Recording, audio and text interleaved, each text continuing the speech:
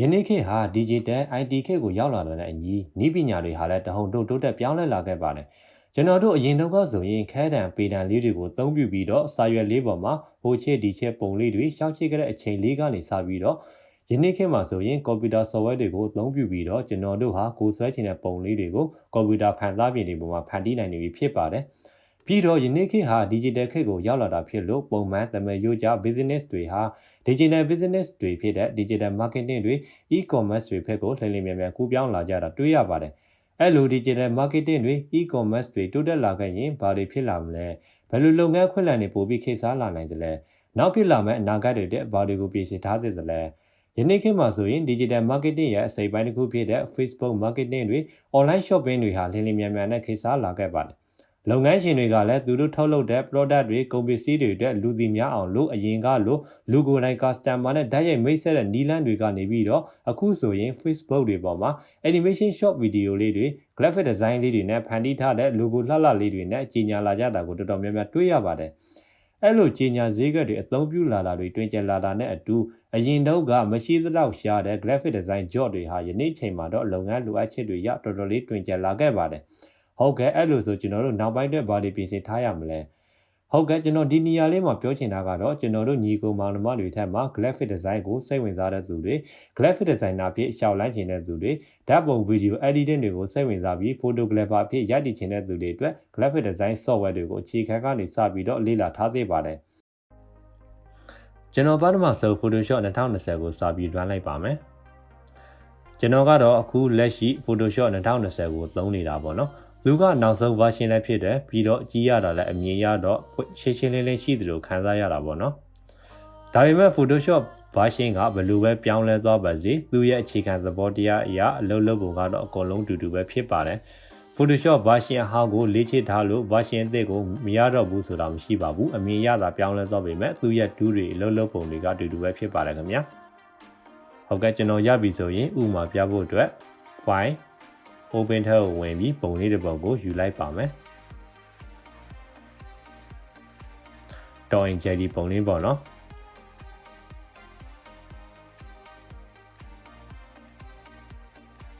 ကျွန်တော်ပထမဆုံးပြောချင်တာကတော့ Marquee 2လေးဖြစ်ပါတယ်သူကတော့ select လုပ်တဲ့2တစ်မျိုးဖြစ်ပါတယ်အဲ့ဒီ2လေးကကျွန်တော်တို့ right click နှိပ်လိုက်ရင် rectangular Marquee 2နဲ့ elliptical Marquee 2ဆိုပြီးတော့2မျိုးတွေ့ရမှာဖြစ်ပါတယ်rectangular Marquee 2ကိုလေးထောက်ပုံလေးဆွဲတဲ့အခါကျရင်သုံးပြီးတော့ elliptical Marquee 2ကိုတော့ဘဲဥပုံလေးကိုဆွဲရင်သုံးပါတယ်ခင်ဗျာကျွန်တော်ဥပမာတစ်ခုပြပါမယ်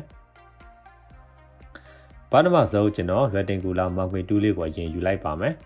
ပြီးတော့ကိုလိုတဲ့နေရာလေးကို select လိုက်ပါမယ်ပြီးတော့စာရွက် log ပေါ်ကိုရွှေ့မှာဖြစ်လို့ကျွန်တော်စာရွက် log လေးတစ်ခုကိုယူလိုက်ပါမယ် file new ပြီးတော့ custom ကိုယူပါမယ်ပြီးတော့ create လုပ်လိုက်ပါမယ်ပြီးတော့ကျွန်တော် select အမှတ်ထားတဲ့လေးထောက်ပုံလေးကိုတစ်ဖက်မှာရှိတဲ့စာရွက် log ပေါ်ကို control ကိုပြီးဆွဲတင်လိုက်ပါမယ်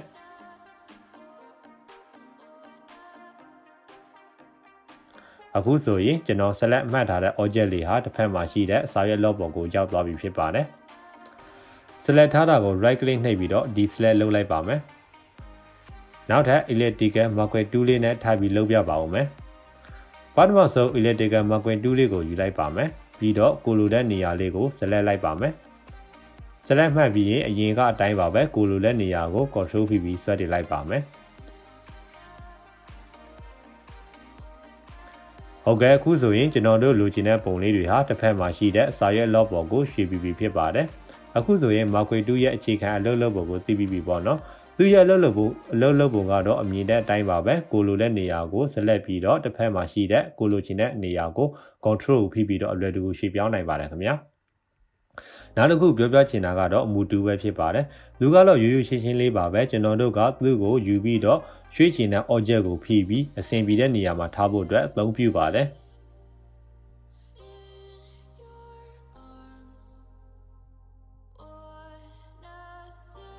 နောက်တစ်ခုကတော့ lasso 2ပါ lasso 2မှာတော့ရိုးရိုး lasso 2 polygonal lasso 2နဲ့ magnetic lasso 2ဆိုပြီးတော့3မျိုးရှိပါတယ်ရိုးရိုး lasso 2ကတော့အသုံးပြုတာနည်းပါတယ်ဘာကြောင့်လဲဆိုတော့သူက mouse ကိုလက်ငြိမ်နေတဲ့အခါမှာကောင်းကောင်းကင်တွယ်အသုံးပြုနိုင်မှာဖြစ်ပါတယ်ဟုတ်ကဲ့ကျွန်တော်တစ်ချက်လုပ်ပြပါမယ်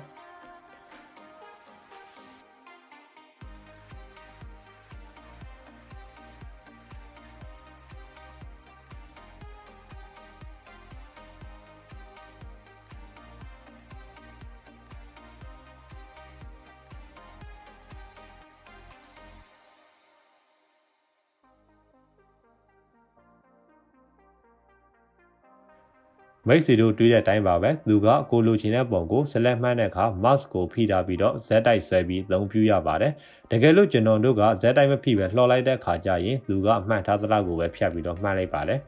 ကျွန်တော်ဥပမာတစ်ချက်ပြပါမယ်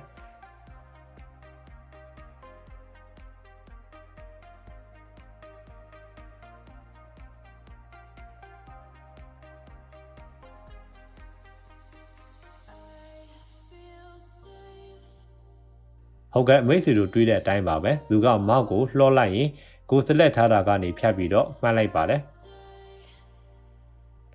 ပြီးတော့ခုနအတိုင်းပါပဲကိုစလက်မှတ်ပြီးသားကို control ကိုဖိပြီးတစ်ဖက်မှာရှိတဲ့စာရွက်လော့ပေါ်ကိုပူးလိုက်ပါမယ်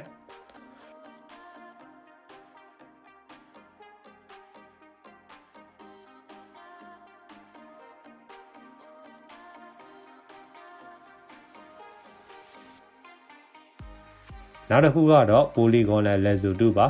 polygonal lasso tool ကတော့မောက်ကိုတစ်ချက်ကလစ်ပြီးတော့ကိုလိုတဲ့ object ကိုဆက်လက်လုပ်လို့ရပါတယ်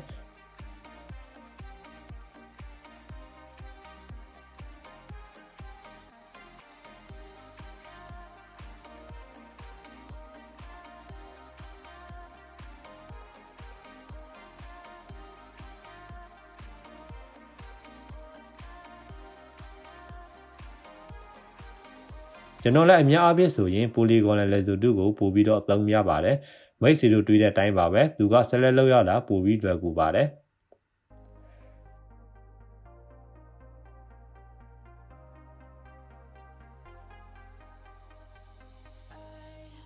ပြီးတော့စာရွက် log ပေါ်ကို copy ကူးဖို့အတွက်နောက်ထပ်စာရွက် log ကိုကျွန်တော် create လုပ်လိုက်ပါမယ်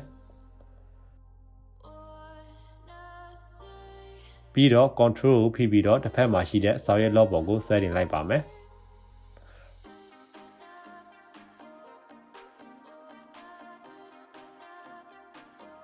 ဟုတ်ကဲ့အခုဆိုရင်ကျွန်တော်တို့လိုချင်တဲ့ပုံလေးဟာစာရွက် log ပေါ်ကိုရောက်ရှိသွားပြီဖြစ်ပါတယ်နောက်တစ်ခုကတော့ magnetic lasso tool ပါ magnetic lasso tool ကတော့သူကတန်လိုက်လိုပဲအယောင်တူတဲ့နေရာတွေကိုသူကသူ့ဘာသာရွေးချယ်ပေးသွားပါတယ်သူကဘယ်လိုနေရာတွေမှာသုံးပြဖို့သင့်တော်လဲဆိုတော့နောက်ခံအယောင်ဖြော့ဖြော့လေးတွေရိုက်ထားတဲ့ပုံတွေမှာသုံးပြဖို့သင့်တော်ပါတယ်ကျွန်တော်ဥပမာပြပါမယ် select ထားတာကို right click နှိပ်ပြီးတော့ဒီ select လုပ်လိုက်ပါမယ်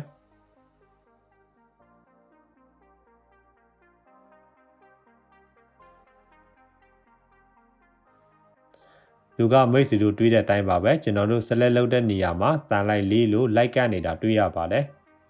ဒါပေမဲ့သူကရှုပ်ထွေးနေတဲ့အရာတွေမှာဆိုအဆင်မပြေပါဘူးအများအားဖြင့်တော့နောက်ခံရှင်းနေတဲ့ background တွေမှာပုံများတာတွေ့ရပါတယ်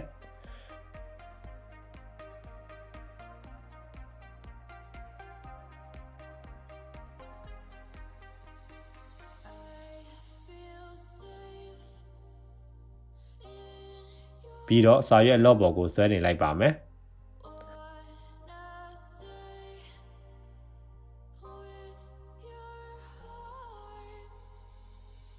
ဟုတ်ကဲ့ဗီဒီယိုလည်းနည်းနည်းရှည်နေပြီဆိုတော့ဒီနေ့တော့ဒီမှာပဲရပ်နာခွဲပြပါခင်ဗျာနောက်တစ်နေ့ဆိုရင်ကြန့်ရှိနေတဲ့တူးလေးတွေကိုပါတူးအနေနဲ့ဆက်လက်ဖော်ပြသွားပေးပါမယ်